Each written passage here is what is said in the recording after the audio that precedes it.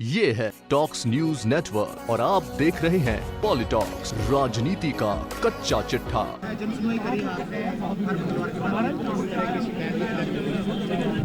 हर बार हम लोग सभी करते हैं और मैं हमेशा कहता हूं कि सरकार बनने के बाद हमारी पहली और सबसे महत्वपूर्ण प्राथमिकता है जनता की जीवन को बेहतर बनाना। विकास की दृष्टि से व्यक्तिगत, सामाजिक, राजनीतिक जो मदद हम दे सकते हैं जनता को, वो लगातार हमें करते रहना चाहिए और हर जनप्रतिनिधि को लोगों से, मतदाताओं से एक जीवन संपर्क बनाए रखना चाहिए। सबसे बड़ा आधार राजनीति में वही होता है और इसीलिए हम लोग चाहते हैं कि जितना ज़्यादा लोगों से संवाद हो, चर्चा हो, उनकी समस्याओं का निराकरण हो, वो हमें व्यक्तिगत स्तर पर, प्रशासनिक स्तर पर और राजनीतिक स्तर पर करते रहना चाहिए। सर, कश्मीर में कल एक राजस्थान के युवक की हत्या कर दी गई, वहाँ स्थितियाँ सही होने की बात कर रही है केंद्र सरकार और बहुत दुखद सूचना हम लोगों को मिली, कल की बात है और मैं समझता हूँ कि जिस प्रकार से वहाँ हालातों को बेहतर होना चाहिए था, उसमें और काम करने की ज़रूरत है। इसमें राजनीति ना करते हुए मुझे लगता है हम सब लोगों को इस बात का ध्यान देना चाहिए कि जो दावे किए जा रहे हैं वो पुख्ता तरीके से धरातल पर कारगर साबित हो रहे हैं कि नहीं हो रहे हैं। इस प्रकार की घटना आने से विशेष रूप से राजस्थान के व्यक्ति की मौत हुई है। मैं उनके परिजनों को बहुत सांत्वना देना चाहता हूं और उनके इस दुर्घटना में हम सब उनके साथ हैं, इस बात का विश्वास दिलाना चाहता हूं। फिर एक मॉब लिंचिंग का मामला है। सर, मीसा मंदियों की पेंशन बंद कर दी है और इसको लेकर बीजेपी भी बड़ा ऐतराज जता रही है क्योंकि इससे पहले एमपी में भी बंद थी। ये काम जो किया गया हम सबको लगता था कि एक पॉलिटिकल उससे किया गया है।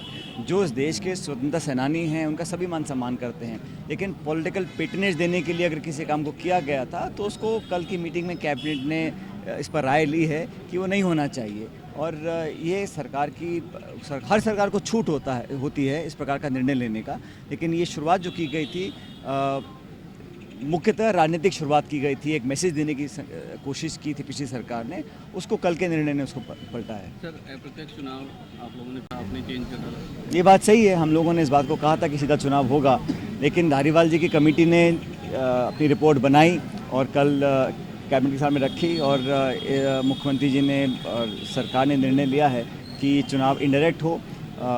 जनता का, कार्यकर्ताओं का फीडबैक था, उसके आधार पर निर्णय को लिया गया। सर, खट्टर साहब ने जो टिप्पणी एक सेकंड, हाँ, खट्टर साहब ने एक टिप्पणी की है सोनिया गांधी की, नहीं, वो अपने शब्दों पर हमें बहुत सोच समझ के उसका उपयोग करना चाहिए क्योंकि राजनीति में इस प्रकार की भाषा की कोई जगह नहीं है, चाहे वो कांग्रेस हो, बीजेपी हो, जनता दल हो, कोई पार्टी हो।